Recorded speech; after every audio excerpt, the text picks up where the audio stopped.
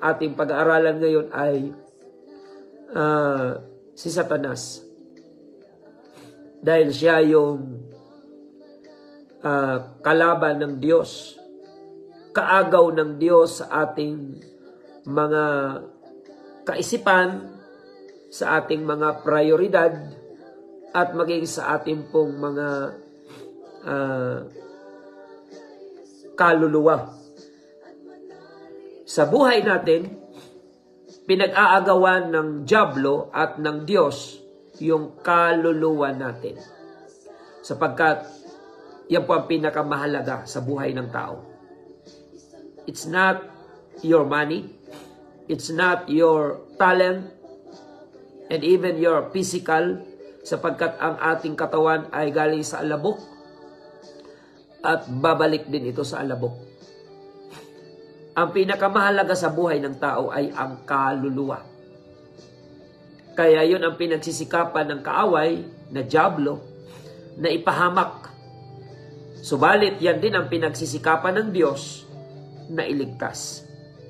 To the point na si Jesus Christ, being God, He came down, mga kapatid, to earth. Hinubad niya ang pagka-Diyos na kitulad sa tao at nag-anyong alipin at nagmasunurin hanggang sa kamatayan sa krus ng Kalbaryo. Ano ang purpose ng Panginoon kung bakit inialay niya ang kanyang buhay sa krus ng Kalbaryo?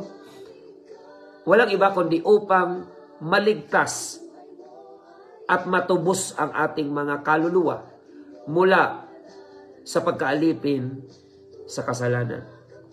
So kagaya ng aking nabanggit kanina, sa buhay natin, ang pinag-aagawan ng dyablo at ng Diyos ay ang kaluluwa natin. Gaano ba kahalaga ang kaluluwa ng tao?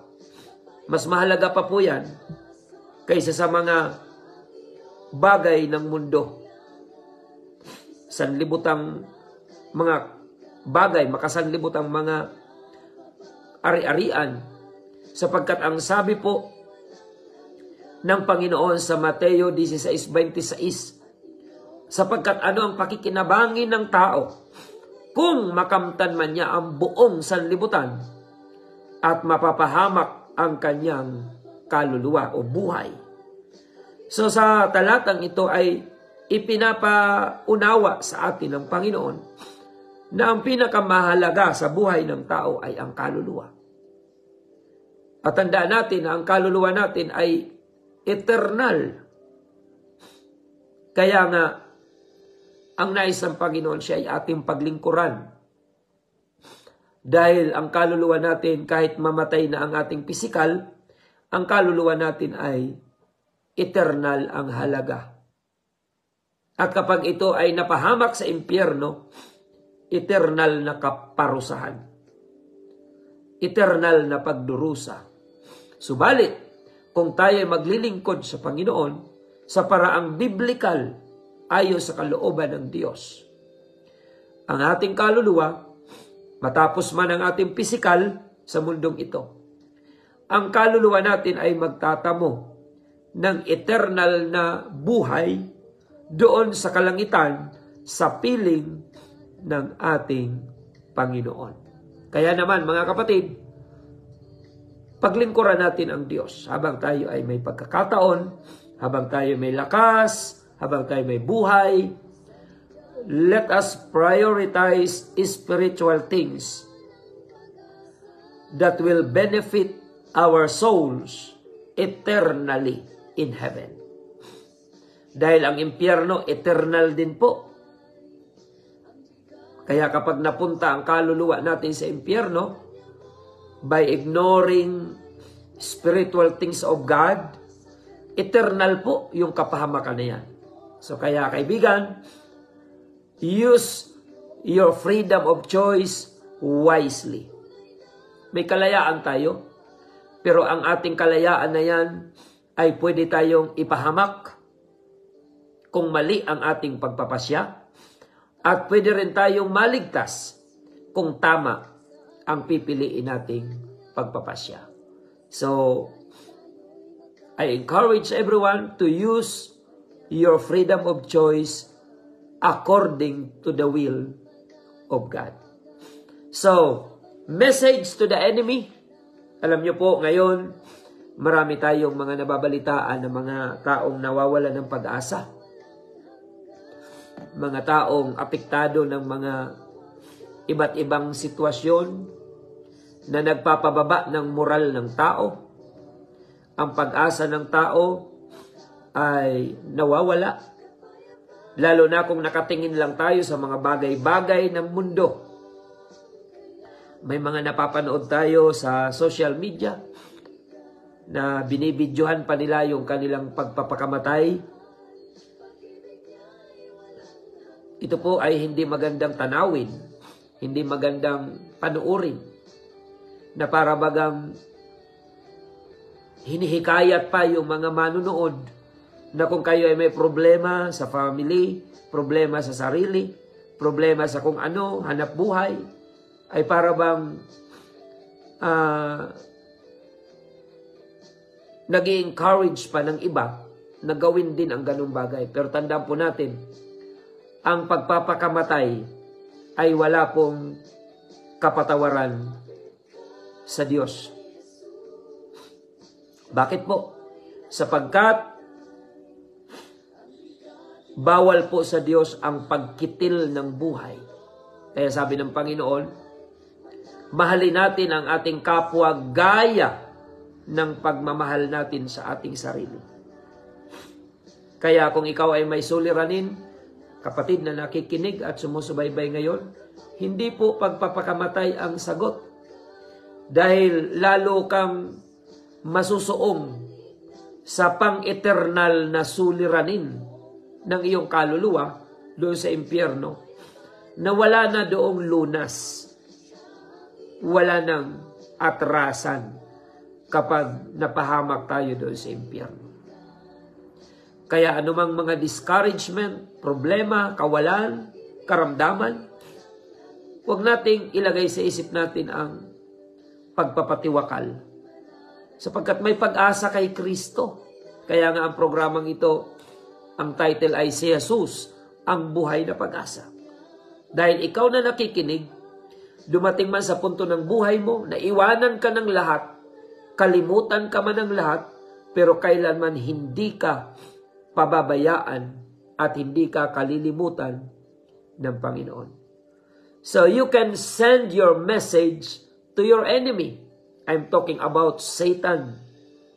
Mga kapatid, anong mensahe ang dapat nating ipahatid kay Satanas sa panahon na tayo ay may mga problema, may mga pagkalugmok, may mga pagkabigo minsan? Anong mensahe ang dapat iparating natin kay Satanas?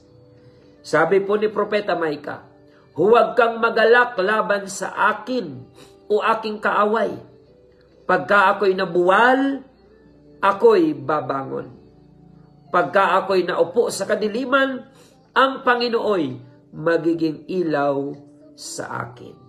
So that's the assurance given by God in the Bible, that whenever we suffer hopelessness, failure, o anumang mga negative na mga sitwasyon, we need to always remember that there is hope in the name of our Lord Jesus Christ. There is hope sa dulo ng ating mga pinagdadaanan kung mananatili tayong nakakapit sa Panginoon, sa kanyang mga salita at katuwiran. Mga kapatid, walang suliranin na walang solusyon. Mga kapatid, at kailanman ang pagpapatiwakal ay hindi nagiging solusyon. Manapa ay nasasadlak pa ang tao sa mas panghabang panahong suliranin, na kahit anong panalangin pa ang gawin ng ating mga kapwa-tao at mahal sa buhay, ay hindi na po yan malulunasan. So ikaw na may problema, pumunta ka sa church, umattend ka sa gawain, makinig ka ng salita ng Diyos. Mga kapatid, one time,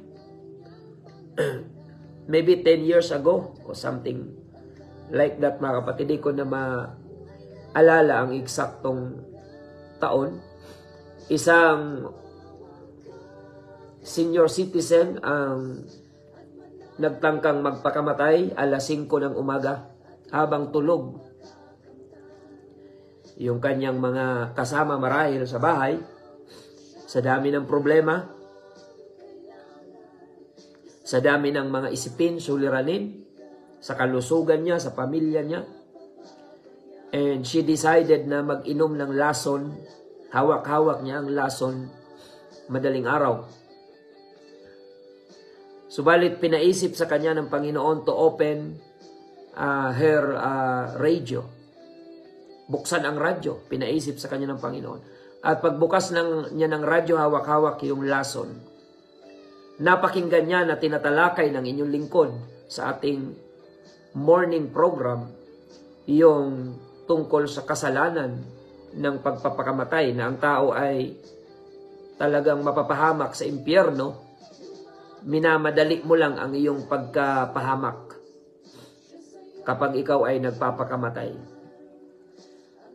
Subalit kung ikaw ay lalapit sa Diyos, gaano man kahirap ng kalagayan mo, kaya kang tulungan ng Panginoon. Just be connected. Your mind, your heart must be connected to the Lord. Lumapit ka sa Panginoon at hindi ka niya bibiguin at hindi ka niya kailanman itataboy. So mga kapatid, nung marinig niya na tinatalakay natin sa radio madaling araw, kasi nung time na yun ay maraming nagpapakamatay na nababalitaan natin, kaya diniscuss po natin yan sa radio. And it so happened na yung senior citizen na yun, nasa aktong iinom ng lason. Narinig niya yung pangangaral, kinausap siya ng Panginoon habang naririnig niya yung pangangaral. At siya po ay naliwanagan, binitawan niya ang lason, at ipinahanap niya po ang inyong lingkod. At siya ay aking pinuntahan, at siya po ay nabautismuhan sa pangalan ng Panginoong Hesukristo, at naging member ng church, although ngayon kinuha na ng Panginoon. Pero nakatitiyak po tayo na siya hanggang sa huli ng kanyang hininga at buhay ay ipinaglingkod niya ang kanyang mga remaining days sa ating pong Panginoon. So, maaari ikaw na nakikinig ngayon, maraming problema sa pamilya, sa asawa, sa anak, sa business, sa kung anumang aspeto ng buhay natin. I encourage you to trust in the Lord and open your heart. Ang mensaheng ito ay may purpose kung bakit mo napapakinggan. Mahal ka ng Diyos, kapatid. Okay, so ano ba ang mensahe natin sa kaaway na ang dyablo? Walang iba kundi ang dyablo. Huwag kang magalak sa akin o aking kaaway. Ang kaaway po, nagagalak yan, nagre-rejoice, nagsiselebrate kapag may mga nakaranas ng kabiguan at ayaw ng bumangon. Hanggat tayo ay lugmok at wala ng planong bumangon, ito ay nagkokos ng kagalakan sa kaaway. Sino ang kaaway? Si Satanas, mga kapatid. Kaya, papayag ka ba na bigo ka na nga, pinasaya mo pa si Satanas? Bigo ka na nga sa isang bagay, may problema ka na nga, pinapasaya mo si Satanas, the more na ikaw ay nananatili sa pagkalugmok. Samantalang pwede ka namang bumangon kung ikaw ay nadapa. Huwag mong ikondena ang iyong sarili. Don't condemn yourself. Maaari may nagawa kang mali. Ang kailangan mo ay aminin na ikaw ay may maling nagawa. Then, forgive yourself. And you can ask forgiveness from the Lord and to the other people, from the other people na nagawan mo marahil ng kamalian. Huwag pairalin ang pride. Huwag pairalin ang self-righteousness. Mga kapatid, natural sa tao na hindi perpekto ang minsan ay magkamali. Pero ang hindi natural ay yung hindi mo itinatama ang iyong pagkakamali. Hindi natural yan. Pero yung magkamali ka, na hindi mo naman plinano, yan po ay patunay na tao lang tayo at hindi tayo perpekto. Pero ibang usapan naman yung tuwing nagkakamali ka na lang, ay lagi mong ikakatwira na hindi ka perpekto. Mali naman dyan yung motibo natin. Ang tinutukoy ko, just in case, sa buhay mo, nakagawa ka ng kamalian, maling desisyon sa buhay, nag-cause ng failure sa buhay mo. So ano dapat gawin? Huwag kang manatiling lugmok. Dahil hanggat ikaw ay lugmok, nagre-rejoice ang iyong kaaway na si Satanas. Papayag ka ba na nagdidiwang ang kaharian ng demonyo at ang dahilan ng kanilang pagdiriwang ay ang kabiguan mo? Hindi ako papayag sa ganon. Na yung aking kabiguan na ayaw kong bumangon, nagkukos ng rejoicing in the kingdom of Satan. Kasi ang ikinaliligaya ni Satanas ay ang kabiguan ng mga anak ng Diyos. Pero pag nakita ni Satanas na tayo'y bumabangon, aminin mo kung nagkamali ka, huwag ma-pride. Aminin mo kung nagkamali ka sa isang bagay na ginawa mo. Accept your faults. Then forgive yourself. Kasi pag hindi mo pinatawad ang sarili mo, hindi ka rin pwedeng patawarin ng Diyos. No, yung mga nagpapakamatay, yung nakakagawa yun ng mga maling bagay, kinokondemn nila ang kanilang sarili. Instead na sila ay mag-repent in a biblical way of repentance, ay sinisisi nila ang kanilang sarili at binibigyan ng condemnation. Kagaya ng ginawa ni Judas. When Judas realized his fault, pinagkanulo niya si Jesus Christ, ibinenta niya ng 30 pieces of silver. Nung mahimasmasan si Judas, ano ba itong nagawa niya sa Panginoon? Pinagkanulo niya ang Panginoon. Sa halip na patawarin niya ang kanyang sarili at aminin ang kanyang kamalian, kinondem ni Judas ang kanyang sarili at humantong siya sa pagpapatiwakal. Samantalang si Pedro, kahit 3 beses niyang pinagkanulo si Jesus Christ bago tumilaok ang manok, tama na pagsisisi ang ginawa ni Pedro. Inamin niya ang kanyang kamalian at pinatawad niya ang kanyang sarili upang maitama niya. Paano mo maitatama ang kamalian mo kung nagpakamatay ka na? Mamamatay kang bigo, mali ang dulo ng buhay mo. Mga kapatid, tandaan natin, habang may buhay, may pag-asa. Makinig ka lang sa programang ito, ibukas mo lang ang puso mo. I tell you, gaano man kabigat ng iyong problema, kaya kang tulungan ng ating Panginoon. Purihin ang Diyos, mga kapatid. So, ako personally, ayoko na nagre-rejoice si Satanas dahil mahirap yun na pinapasaya mo si Satanas, the more na nananatili kang mahina, the more na nananatili kang lugmok. Habang ikaw ay nagmumukmok sa bahay, nagdiriwang ang kaharian ng demonyo sapagkat natutuwa sila habang ikaw ay nasa kabiguan at ikaw ay nagsi-self-pity, ikaw ay nagmumukmok, ayaw mo nang humarap sa tao, ayaw mo nang kumilos, ayaw mo nang magsimula muli. Mga kapatid, tandaan natin, failure is not final.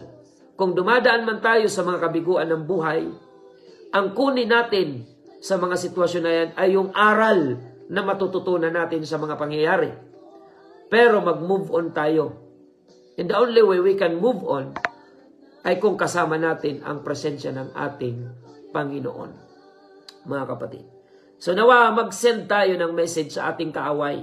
Ano ba ang mensahe mo sa kaaway? Ikaw na bigo ngayon. Ikaw na lugmok ngayon. May problema ngayon. Ano ba ang mensaheng sinesend mo kay Satan?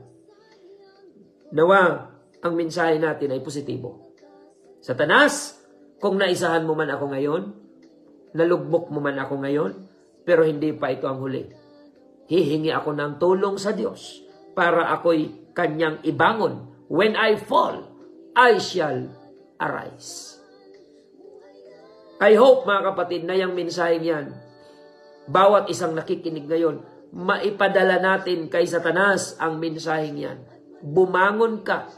Ikaw na nalugmok, ikaw na nabigo, ikaw na nakagawa ng kamalian. Pagkatapos mong pagsisihan ang iyong mga kasalanan, bumangon ka. Magsimula ka uli. Because God is a God of second chance. Mga kapatid. Kasi ang tao ay may limitasyon. Bagamat ginagawa natin ang lahat para mag-ingat, magpakalakas, pero minsan talaga dahil labanan, naiisahan din ang tao ng kaaway. Pero anong tamang kaisipan dyan? Bumangon tayo. Kung nadapa ka, ang putik mo, dito lang sa dibdib. Huwag ka nang gumulong para maputikan ang buong katawan. My point is, kung saan ka nagkamali, doon mo ayusin ang buhay mo. Yung mga area ng buhay mo na ayos naman, huwag mo nang idamay para sirain. Parang pagre-renovate yan ng bahay. Mga kapatid. Kung ang isang kanto ng bahay mo may sira, doon mo ayusin. Hindi naman pwede na giniba mo na yung buong bahay dahil tumutulo yung bubungan sa isang kanto lang ng bahay. Kung saang area ka may problema, doon ka magpaayos sa Panginoon. Kung may problema ka sa attitude, ipaayos mo sa Diyos ang iyong attitude. Kung may problema ka sa pagkakaroon lagi ng negative na kaisipan, doon mo ipaayos. Saan mang area ng buhay mo may kabiguan, doon mo ipaayos sa Panginoon. Pero yung mga area ng buhay mo na ayos naman, huwag mo nang sirain. Kasi minsan may mga tao na nakagawa lang ng isang pagkakamali. Sa halip na bumangon dahil nadapa, gumulong pa ng gumulong. Nagpakarumi na ng nagpakarumi. Hanggang sa matuluyan ng mapahamak. So, ang Panginoon ay nagmamahal sa atin. Bagamat ayaw niya na tayo ay gumagawa ng kamalian, pero sakali man na tayo ay nahulog sa mga bagay na ayaw ng Panginoon mangyari sa atin because of hindi tayo marahil nagbabantay sa ating sarili, may solusyon pa rin ang Panginoon. Lumapit ka sa Diyos na may buong pusong pagpapakumbaba at ikaw ay patatawarin ng Panginoon. Admit your fault. Admit your mistake. Aminin mo ang iyong kamalian. Huwag pairalin ang pride. So ang diablo, kaaway. Wag nating tiwalaan ang diablo, kaaway siya. 1 Peter chapter 5 verse 8, kayo'y maging mapagpigil, kayo'y maging mapagpuyat, ang inyong kalaban na diablo, na gaya ng liyong umuungal ay gumagala na humahanap ng masisila niya. So yan po yung katangian ng diablo. Siya po ay enemy. Kaya anumang bulong, basta't galing kay Satanas, kahit sa tingin mo tama, huwag mong sundin. Kaya diba si Jesus Christ, nung inudyukan ng diablo, habang siya ay nag-aayuno doon sa wilderness, sabi ng demonyo kay Jesus sa Mateo 4, kung ikaw ang anak ng Diyos, gawin mong tinapay ang bato. Kaya ba ng Diyos gawin yon? Yes. Mga kapatid, no doubt. Kahit si Satanas, kayang gawin ni Jesus na tinapay kung gugustuhin niya. Kaya